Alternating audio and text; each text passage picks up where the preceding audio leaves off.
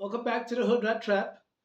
In this episode, I'm going to talk about how the black market impacts the security sector.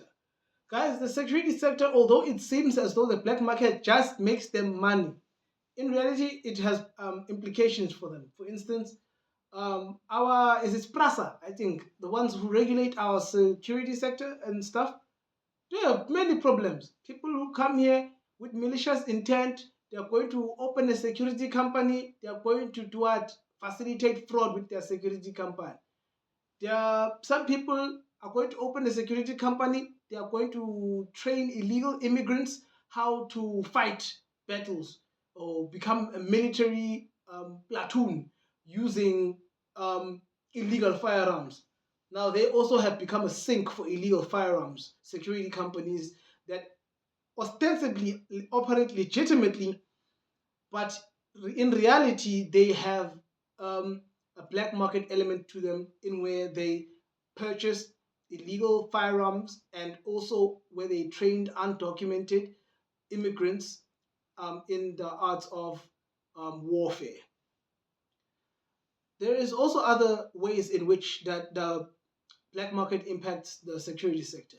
It makes it more expensive to go and pay employees because if it's a big black market, employees they have problems because the crime will definitely come for sure, and they will kill a lot of people who are really good at their job, even if they are the best, just by mere virtue of the fact that recurrences, the best soldiers put in a war zone for 10 years was going to get hurt. There's no way you're going to be fighting frontline 10 years and not get hurt. It's a war zone. So the higher the crime rate, the more dangerous it is for everybody who's on the front line in general. Even if you are really good and proficient at protecting stuff and looking after things and retrieving objects. Also, it inundates the market. It makes it seem as though they are not effective. The sector is not effective, and people are thinking, is it even worth paying for security when I know they're going to steal my stuff and when they're going to get it back? Yeah, because of how high the prevalence of crime is, that they inundate the security companies. There are also other problems that come with the black market operating in security companies. Bribery, guys. Sometimes they bribe the employees of the security company in order to have access to the goods that they're supposed to be protecting. So now you're trying to compete with the black market element that is paying the employees, your employees in your security company, because you want to employ people, right?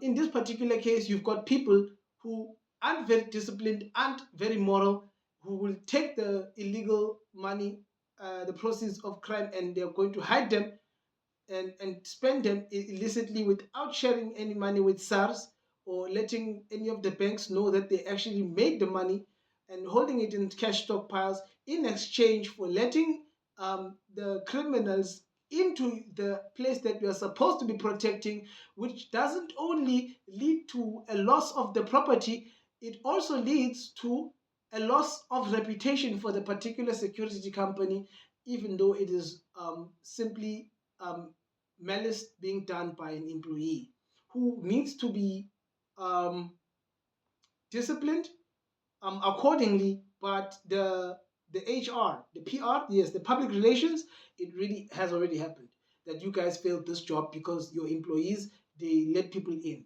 There's an inside man in your security company, and it gives the criminal element the edge. So it's really sad. But that's one of the things that do happen that impacts the security companies, in the security sector.